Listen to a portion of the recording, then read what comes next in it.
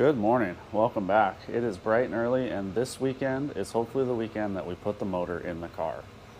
As you can see, we're all loaded up with my mobile engine service set up.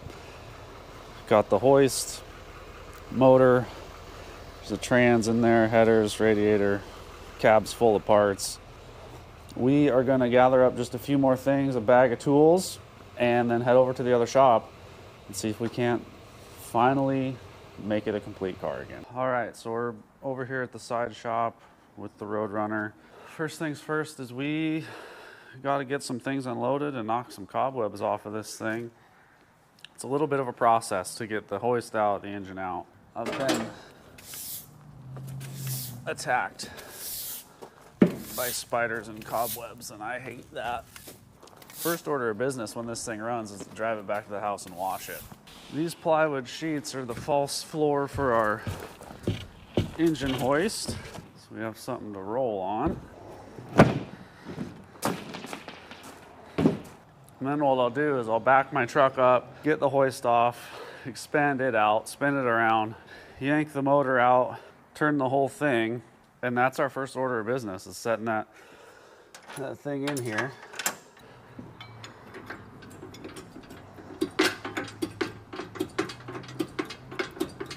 Okay, so the idea is we gotta take the bag off, get in there, get it up off the tire, kind of drag it out, probably set it back down, because we need to get the lift spun and we only have an 8x8 dance floor to do it. So I'm gonna back up to that a bit.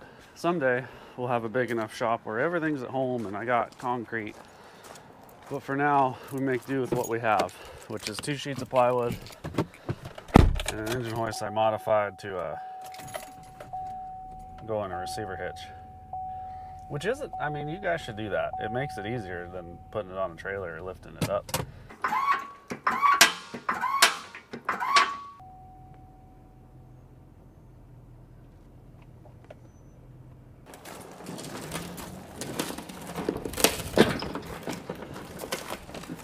Here's my concern. That core support and the tailgate of my truck are really similar heights. I remember when I took it out with the leveler, I had a really hard time clearing that. It was close, but I'd really like to use the leveler for, its leveling properties. We'll do a little housekeeping before we get too radical with the engine. One Tiger Power right now. I'm gonna not adjust, but get this Z-bar situated. What else we got? We got some wires. Those are pretty much out of the way, Coil wire, just trying to tuck everything out of the way. All right, if you can't tell, I'm stalling because I'm nervous. But I think we just gotta buck up and do it. It came out, it'll go back in. Scary. Oh. Okay, it's gonna swing back as I lower it, so we're gonna start that.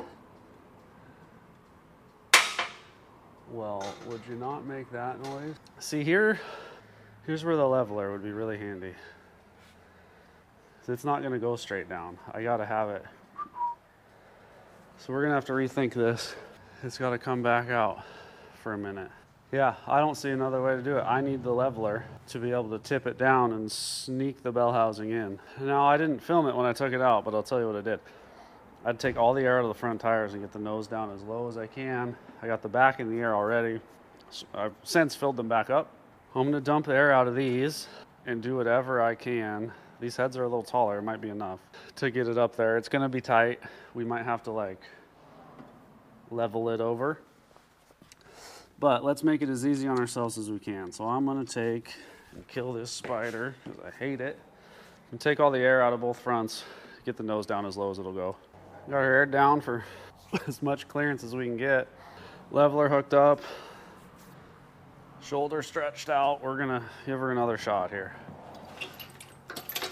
I have tennis elbow. Uh-oh, I feel it. We're up on the overload now. Let's see what this looks like. Oh, it's gonna make it. Okay. So we need tiltage. The oil filter probably should have stayed off, but it makes a killer handle.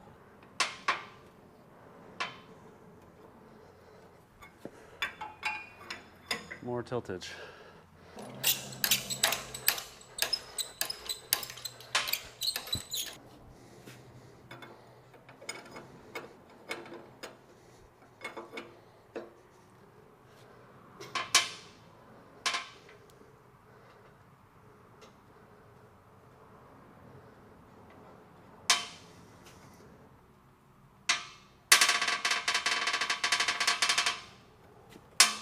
Okay, time. This fan.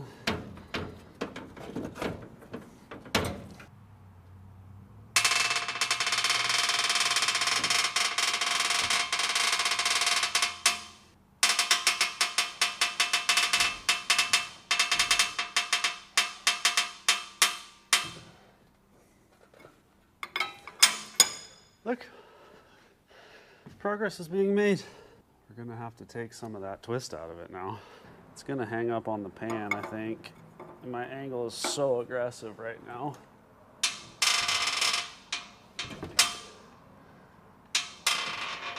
Oh, setting down on something.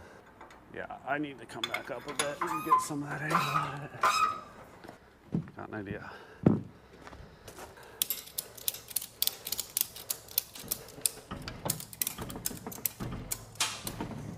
That's leveling it out a bit. Now I think I can crank.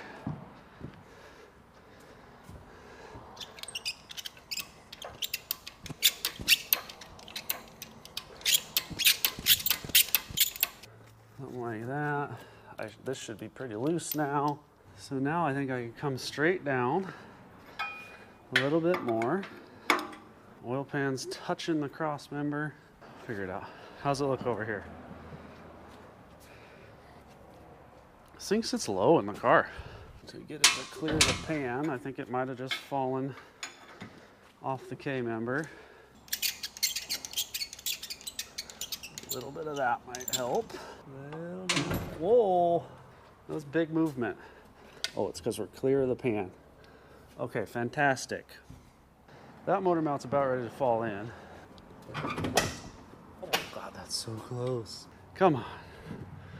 Oh, you guys can't see it, and I'm too busy to show you. But I'm about a ½ inch from landing in the motor mount. Oh God. It's as close as we've ever been. Oh God, it's around it on that side. Progress is being made. What's this side look like? Very, also close. Getting excited and nervous. Go to your home. Go to your home. Okay. All right. Motor is back in its final resting place. I think what we're going to do now is obviously everything else, but in order, put air back in the front tires, get the front end up in the air a bit, and then I think it's probably Z-bar, starter, headers, trans, then the radiator, car, you know, all the stuff. We got some air in the tires. Haven't jacked it up yet because I need to block the bell housing up, but I think I can reach down here, potentially deal with the Z-bar. The hardest part being I got to get this stud threaded in to the the little plate on the bell housing. This is one of the things I was worried about for the reassembly portion of this project is Z-bar is hard to get to. Okay, after what felt like a month fighting the Z-bar, I finally got it in there, clipped in, connected the clutch pedal. That's all good. Next up is starter, but I had to take a quick break because somebody's coming to bust some S10 parts, believe it or not, so I got to run back to the house. I think I have time to load the hoist up and get back to the house before he gets there. All right, we're back. Sold a couple S10 fenders, which is great. Next up on my list that I made up in my head is the starter. I think to do that, I want to get the front end of the car in the air. Just a little tip for you guys. It's important to match your jack stands to your car. Let's see if we can't get this starter in. Wires attached. This is going to be... I'm hoping putting this in before the header is not a mistake. You never know.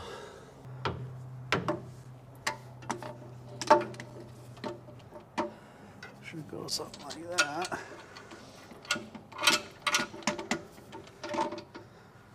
Get these started just a bit so the bolts don't fall in the bell housing. I'll get this one from the top. I think I can reach in here and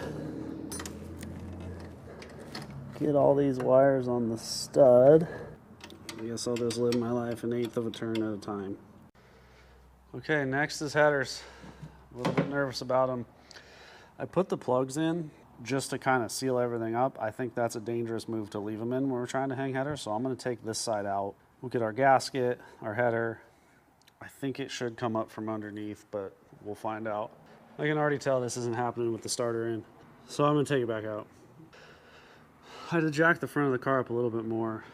This is going to be a nightmare. I'm going to try to dry fit the header first before I get the gasket out, and I'll show you why when I get the gasket out, but it's a special gasket that's pretty fragile and I don't want to be banging into it. So I want to get my motion correct, make sure I get it in there. So after way too long fighting, I've got the header kind of in the neighborhood and I know that it'll lift up in there. So I had to undo everything that we did this morning, basically. Z-bars back out, starters back out. The only thing we've actually accomplished is setting the motor in there. It came apart without doing all that, but who knows. So what I'm going to do now, grab my exhaust gasket, lay it in there. We'll lift the header up, hang it on the studs. I've got a stud here and a stud in the very back. Get some safety nuts on there, and then we can go ahead and install that. And then we got to redo all the stuff we undid, such as Z-bar, starter, and it's going to be more fun because there's more stuff in the way. So these are the exhaust gaskets we're going to use. They're made by Remflex. They are 100% graphite. They're very fragile, but they seal amazing. They crush, they say, what, 50%. But you kind of got to one-shot them. There's not a, you don't take these off a whole bunch or they will fall apart. So I got studs in the end. The plan is to set one of these up there gently, push the header onto it, get it hung up there with a couple nuts, and then we'll run either studs or bolts. I have both, and then torque it down. So this is our gasket. See how thick it is? We've got a fresh cylinder head and used headers, so I'm hoping any sort of mismatch this stuff's going to take out.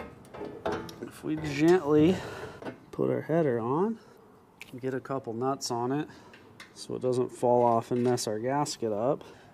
Then we can go through, and I want to try to use studs where we can, but I think a couple spots are going to be a bolt only. And then we'll snug it all down, and we'll fight for another 3 hours on the other side. These are Hedman header bolts. They got a really reduced head on them. They don't have a bunch of length either, which once we get some crush action going, I think is going to be okay.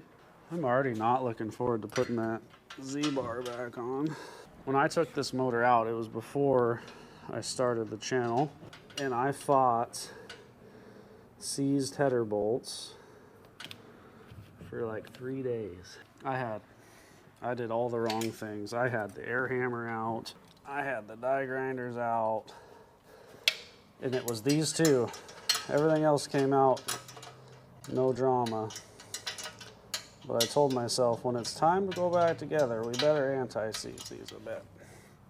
Now I think that's because factory heads, the header bolts, or the manifold bolts, go into a water jacket and corrosion happens. These are blind and they're aluminum and they have anti-seize, so if we ever have to do this again, God forbid, they should at least come out easier.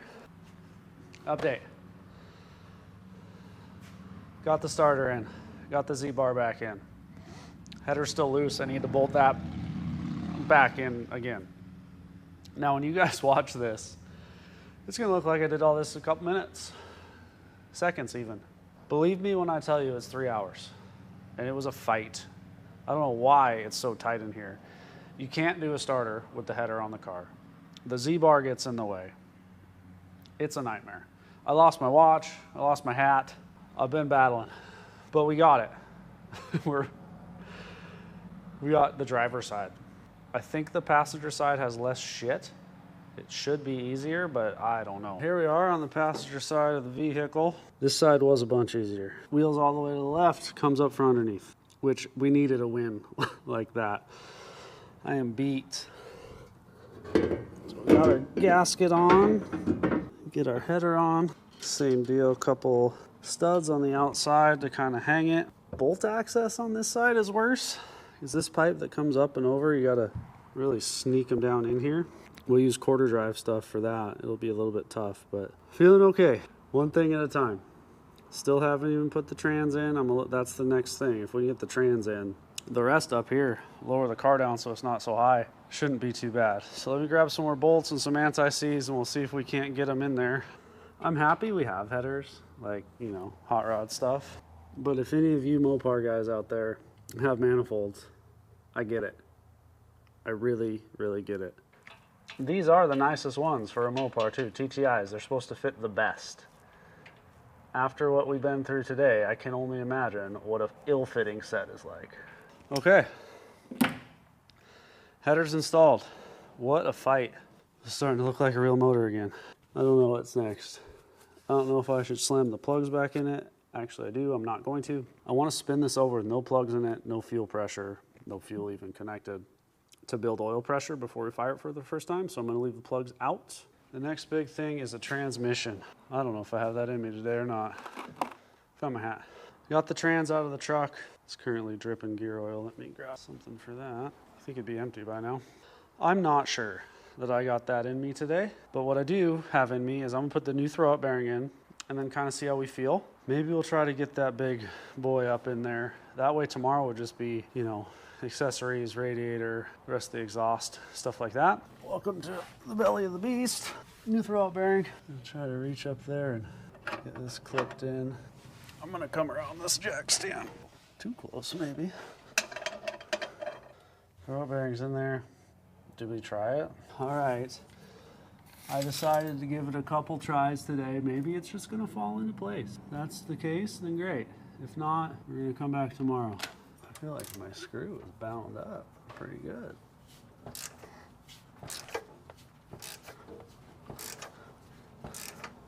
It's going. That header's gonna be right in the way of that strap. You gotta find the pilot bushing. I don't think my angle's right at all. Sketch level midnight. I'm doing my safety strap.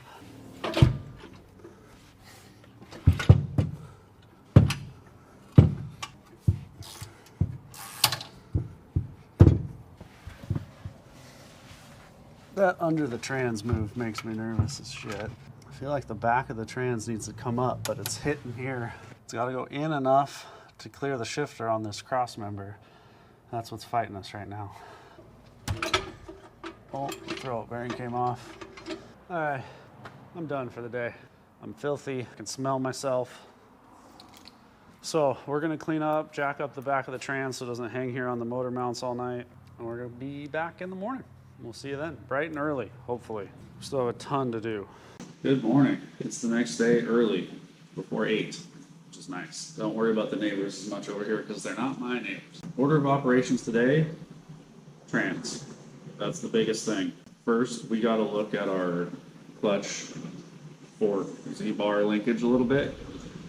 I wanna get that hooked up because that's gonna kind of hold the clutch fork centered. So when I go to the trans in there, everything kind of stays aligned. Yesterday when we tried it at the end of the day, I knocked the throw-out bearing off and it was just a nightmare. I was tired, it didn't work out. So we deal with that first. I think I lost one of the spring clips. I brought a universal E-clip assortment that I have. That spring clip's also probably on the floor somewhere. I think I can find it. So we're gonna do that. The light's not as good today because as you can tell, it is raining hard. So might be a little challenging until it gets a little bit brighter, but we got a lot to do and it is Sunday. So we are gonna keep rocking and see how far we can get. Okay, more updates. Trans still is not in. My transmission jack was hitting the passenger side header. So once again, we went ahead and undid something that we worked really hard to do yesterday. Now we're gonna dive back under, try to get the trans up in there. I'm gonna try to film it. It's tough being by myself to get the right camera angle and not lose a finger. But we'll give it a shot. It's also dark in here because it's not that nice of a day. But we're back on the hunt. I kept running into the flange of the other header and I couldn't push straight and it was knocking the throw-up bearing off the spring clip, and I decided just to see if taking that header off helped at all. Let's wiggle this big girl back over here now.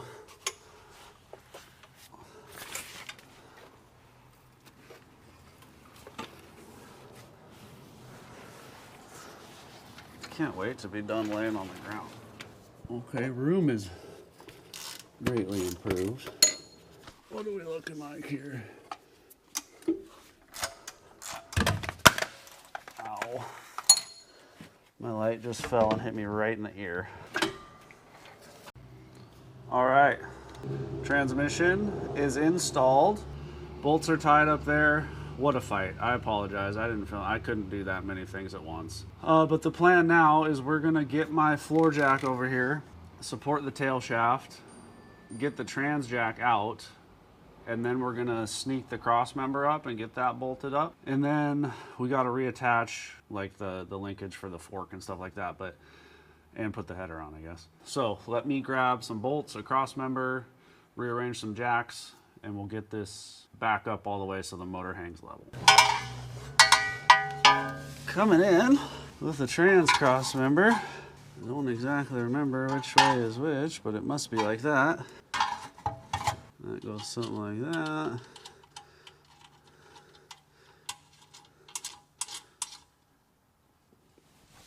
Okay. And now I think we just gotta jack this up until my holes line up, which I just got comfy, but I'll crawl back out and pump the jack handle because I can't reach it from here. She's going up.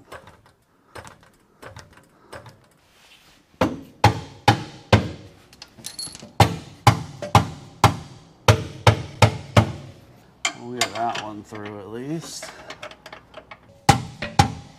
Nothing's ever easy, I'll tell you.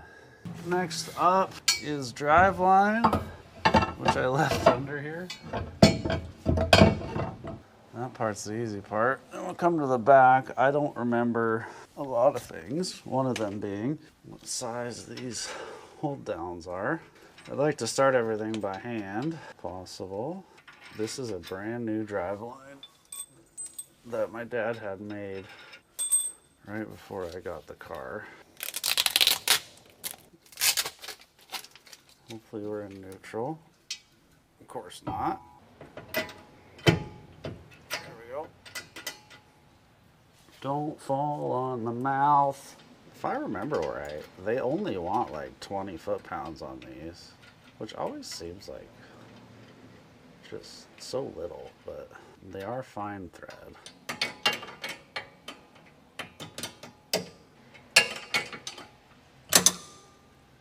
See how close that was to my teeth? Driveline installed. Bright. Here's the plan. We're gonna not do anything with the fuel system. I have stuff to fill the trans, but that's at home, so we're not gonna worry about that. We are gonna go back up front, get that header bolted back on, the passenger side header, and then lower the car a little bit and work topside, which is my back and my neck are so happy about. If we could get to a point today, we might be able to spin it over and build oil pressure, and honestly, if we're there, we might be able to see if it makes noise. Still lots of day left. We'll see. I don't want to get too confident, but most of the hard stuff is over. We are topside again. I got it a little bit lower so we can reach in here better, and we're gonna start laying out some of this wiring. There's not that much of it. Can't exactly remember where all of it goes. I do know that this stuff comes under there, and I believe all of this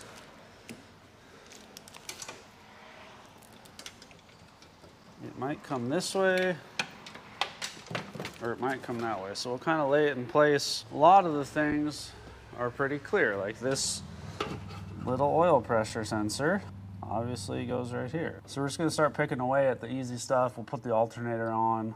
That obviously has wires that go with it. We won't hook the battery yet up, but I do have it on a tender. Got wires for the coil, distributor, MSD box. We're getting awful close. This is MSD stuff. I'd like to sneak this through. I don't know if we're gonna get to. Water temp. There's a couple grounds back there, which there's holes in the head for, or that's what they're gonna be for.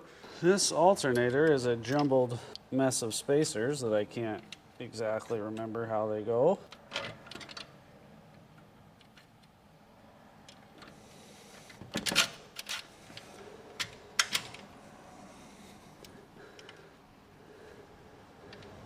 Okay, that one goes like that. And then it's got this spacer on the back side that lines up there. All right, so I know this one goes here. This will swing up, and this one that's wiggling with my finger actually takes the place of that water pump bolt, which means I have it in the wrong spot. I believe it goes over here. I couldn't remember when I bolted the pump on, but that's an easy swap. We'll do that right now, and then I gotta go, I forgot these were Allens. I gotta grab some long Allen keys and a short 3/8 bolt for a ground in the back. Right now, set that up out of the way.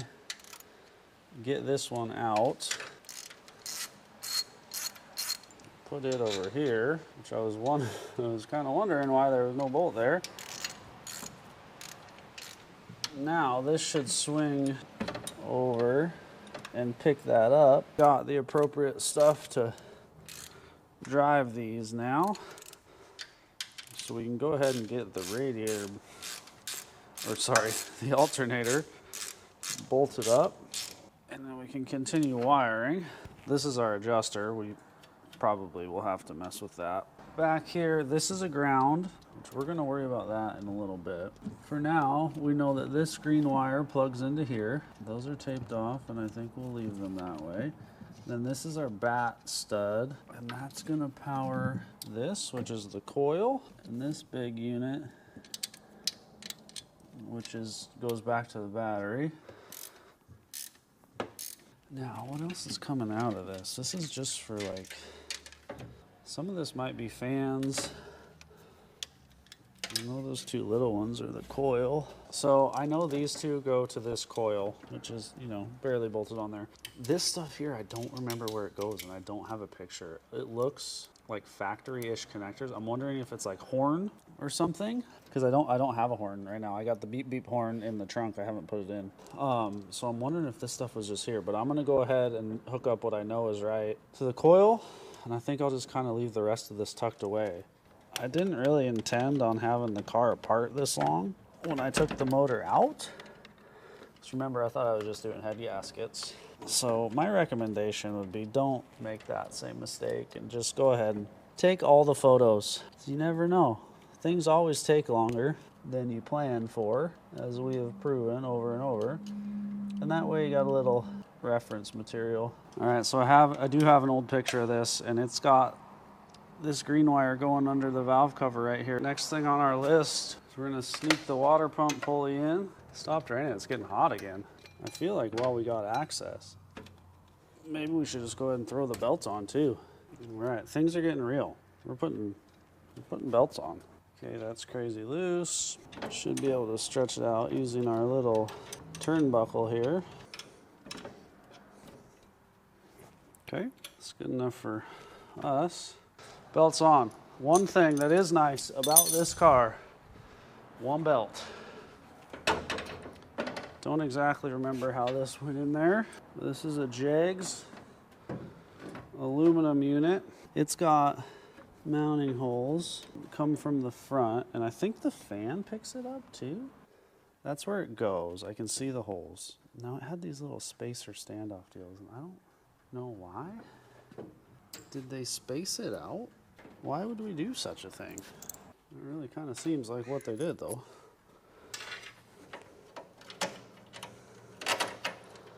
Well, I think it grabs the fan shroud too. All right, so listen. The way this radiator mounts is stupid, and I want to change it. So, we're gonna abandon that project for now and move on to other things. I need to get some studs that don't suck. It doesn't fit that good, and could be part of the reason why it ran a little bit hot. We're moving on. And I think what I want to do is see if this thing will crank and build oil pressure. So I'm going to pull this lift plate off. I'm not going to put the carb or nothing on yet. There's no fuel in it. But I want to see if everything's hooked up, if we could spin it over and build oil pressure. Now, there's no plugs in it, no fuel going to it, no water in it, no fluid in the trans, none of that. But I just feel like we've been fighting so much, we need a little pick-me-up. So that's what we're gonna try. All right, battery's connected. Everything's out of the way for the most part. No idea what sort of voltage we got, if any. Think we got enough battery? This is the gauge we're looking to move. We're gonna crank it for a while.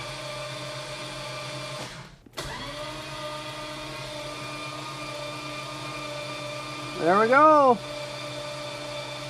Poor starter. It built 25 pounds of oil pressure just cranking it. All right, here's where my head's at. Builds oil pressure, cranks, all of that seems fine. I hate this radiator setup, but it is in there, kind of. I'd like to change it, so I kind of don't want to waste 50 bucks worth of coolant. I think what I'm gonna do now is hook the coil back up, put the carb on, run the fuel lines, spark plug wires. We might try to get it to fire without water in it. We obviously can't run it very long that way, but I really feel like it would be great to hear this thing make some noise for the first time in a long time. I might even leave it open header. I still got to put the fuel pump together, so I think I'm just going to start hustling, get as much as I can together. If we have time today, run to the gas station, get a little bit, either hook the fuel pump and the lines up, which isn't that big of a deal, or just fill the bowls and see if we can't get it to bark. And then if we can do that, I'm a happy dude. We're gonna start by setting the carb up here. We had to grab some more stuff. I got new gaskets and stuff. I don't really want to run it with no water in it. Not that we'd run it very long, but I really want to hear it. Like really, really bad. Looks like when it came apart, it went gasket spacer, gasket plate, gasket carb. So that is how we're gonna run it, and we'll go from there. There is a barrel of race fuel in this shop, but the whole point of this exercise was to not be race gas dependent. Oops, God, these things are gonna fall out driving. Probably should have bought a stud kit. A lot of room, or a lot of threads stick out. One thing after another. I'll tell you what. Okay. Here's where we're at. Forget about what I said. This thing ain't running today. Because as I was tightening down the very last carb stud, it pulled the threads out of the manifold. This back one right here. That's a super bummer. I may be able to get it to tighten up with a longer stud, especially if I chase that. But anything I do right now is certainly going to make it worse. I'm not that interested in making it worse. I'm not that interested in buying a new intake manifold. I'll fix that. I could heat the coil. There's things to do. It's just not going to make noise today, which it was a thrash, and that's really all I wanted, but that's how it goes sometimes. I've told you over and over again, I'm trying hard not to rush this. This is one of those times where I just need to take a step back, get the right shit, and fix it.